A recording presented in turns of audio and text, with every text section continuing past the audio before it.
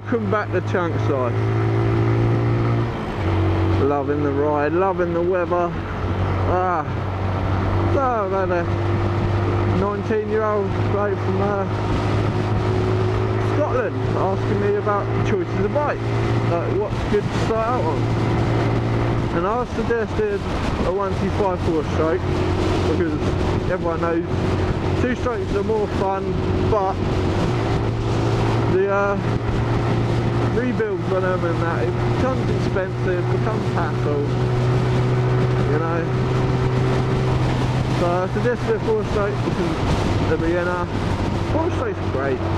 Look, can go with a 4-stroke and only a 125 to people's surprise every time.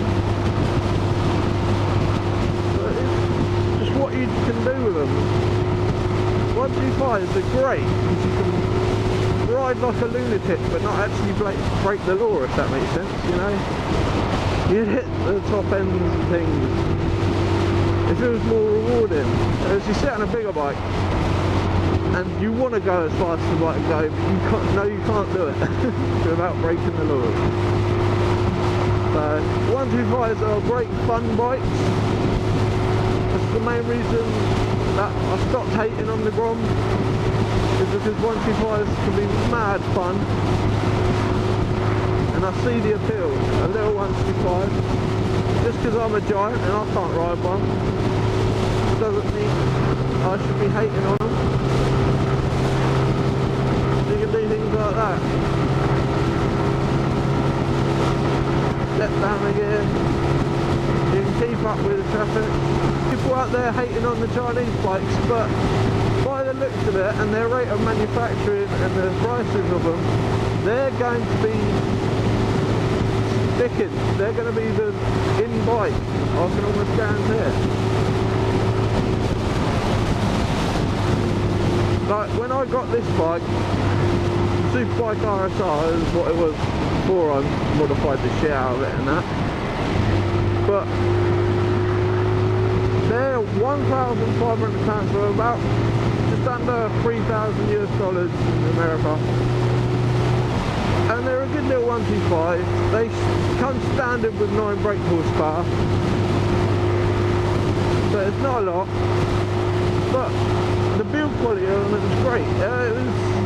Was it MCN done a review on it the year that I got it, I believe, and they said it was an outstanding bike, the RSR. So, and a popular favourite is the RMR, or Pulse Adrenaline. But I've been on one of them, they're actually pretty decent bikes, same engine and all that, but the build quality of them is good these days. They just haven't quite got the electrics down. And if you actually look on some of the parts when you're replacing them and things like that, because obviously I've replaced quite a lot now. I've had this bike since 2009. Look at that old thing, a Cadillac. Any American viewers out there, tell me whether that was a Cadillac. I don't know American cars very well. And the other thing about these, not that I'm advising people do it or anything, but if you look at the engine mounts now on this frame, it's completely adjustable. Yeah. I reckon you could quite easily drop bigger engines in this bike. And I might do it one day in the future.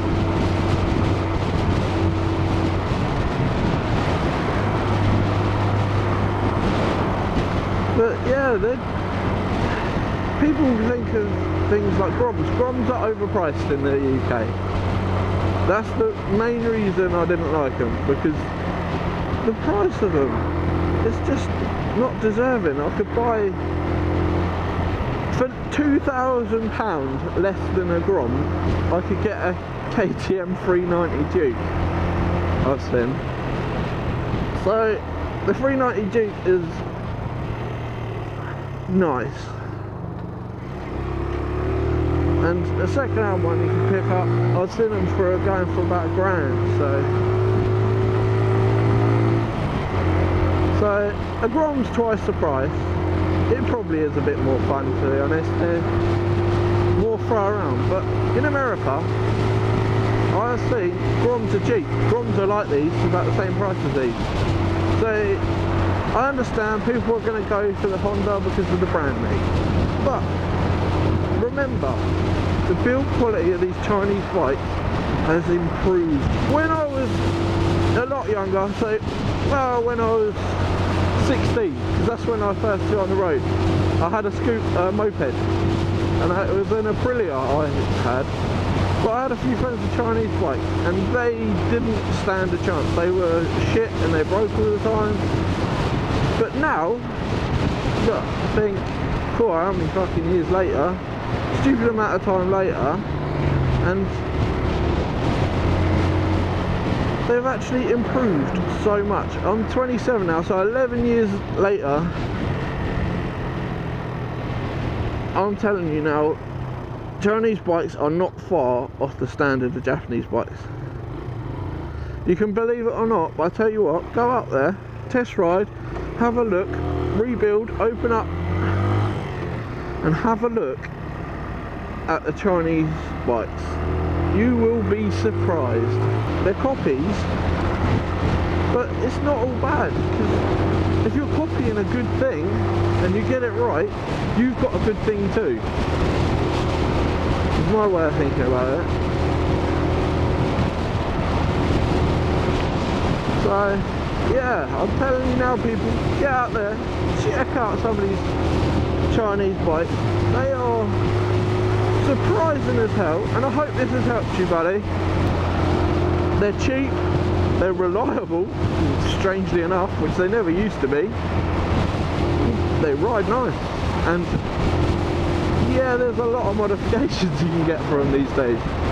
There's like a big following. I've noticed almost every performance part that I've bought for my bike has come from Germany, and it's got a made in Germany sticker and a Chinese bike. I was like, what the hell?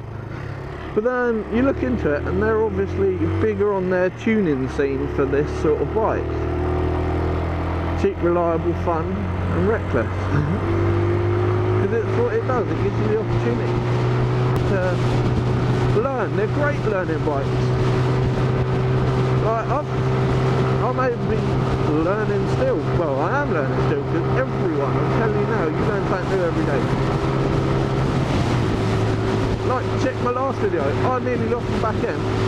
A few years ago I didn't hit a patch of diesel and learn how to control it.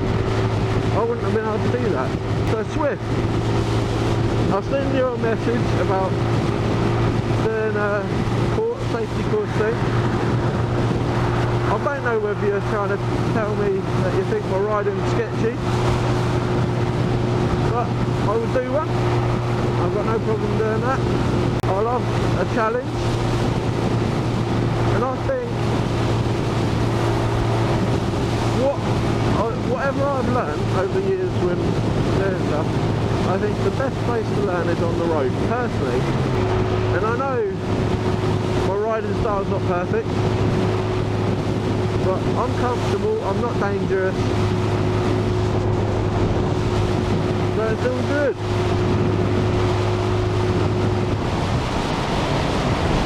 So thanks, Swift.